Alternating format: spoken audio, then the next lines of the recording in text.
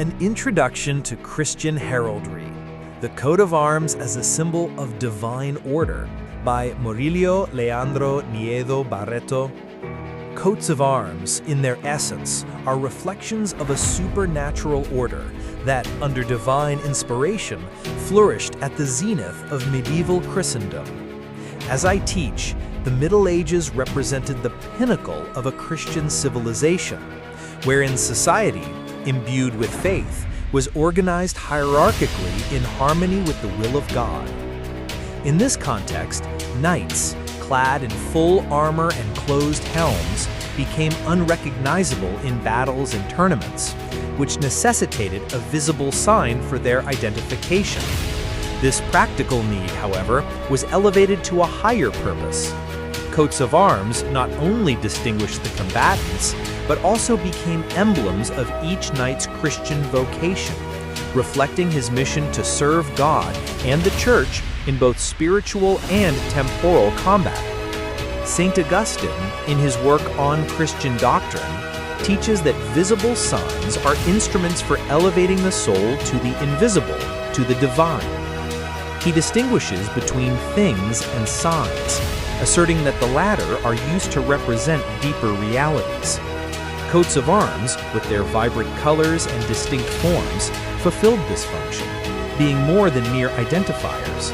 They were reflections of the knight's spiritual identity, who, as a soldier of Christ, bore on his shield and helm symbols that evoked Christian virtues, such as courage, honor, and fidelity.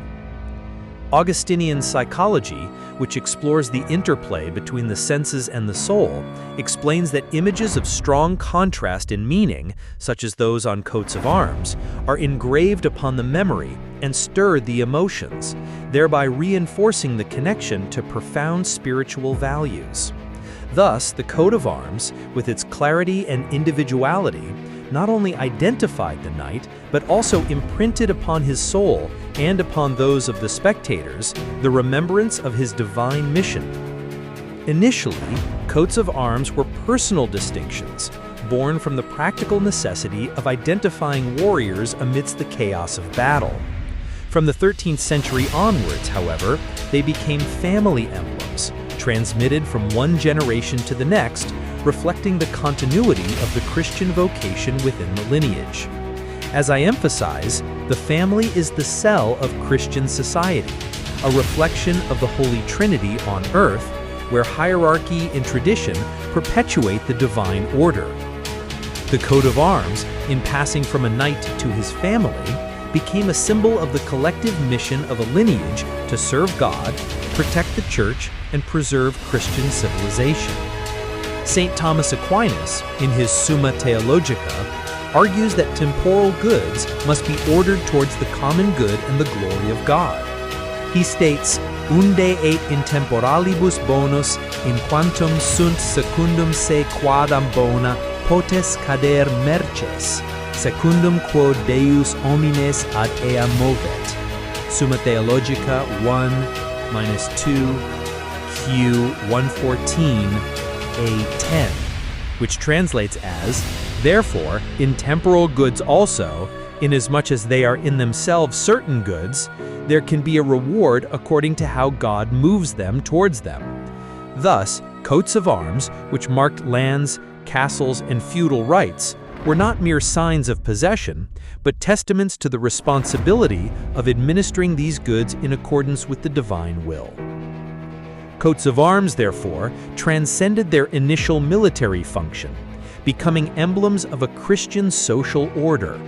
As I highlight, medieval Christendom was an organically hierarchical society in which each individual and family had a defined place in the order established by God. Coats of arms symbolized this order, representing not only the family identity, but also the rights and duties that emanated from divine providence. They marked the possession of lands, privileges, and offices, but above all, they proclaimed submission to the divine law that guided the administration of these assets. The profoundly visual culture of the Middle Ages used images to convey spiritual truths. Coats of arms, in this sense, were more than ornaments. They were visual catecheses, narratives of virtues and deeds that glorified God. Heraldry, as both a science and an art, systematized these symbols from the 12th century, establishing rules that guaranteed their clarity and unity, reflecting the divine order that governs the universe. These rules, by standardizing coats of arms, prevented confusion and ensured that each symbol was a faithful reflection of the vocation of a family or institution. Heraldry, thus, became a reflection of the cosmic harmony, as described by St. Thomas Aquinas, where every element has its place in the creation ordained by God. The four essential characteristics of heraldry, symbolism, association with rites, familial transmission, and regulated arrangement, find their fullness in the Christian vision. The symbolism of coats of arms elevates the soul to the divine, as the doctors of the Church teach. Their connection with rites reflects the responsibility to administer God's gifts. Their familial transmission perpetuates Christian tradition, and their regulation ensures the clarity necessary for these symbols to be testaments to the truth. The importance of memory and image in the Middle Ages complements this view, showing how coats of arms, by becoming fixed in the mind, reinforced the spiritual connection with these values. Coats of arms are present in castles, churches, and liturgical objects, proclaiming the sovereignty of God over creation. In funerary heraldry, they recall the hope of the resurrection, as St. Augustine teaches when reflecting on memory and eternity, connecting the legacy of the deceased to eternal life. Even today, coats of arms continue to be emblems of continuity between history and the present, reminding us, as I contend, that Christian tradition is the foundation of a civilization that is orderly and directed towards God.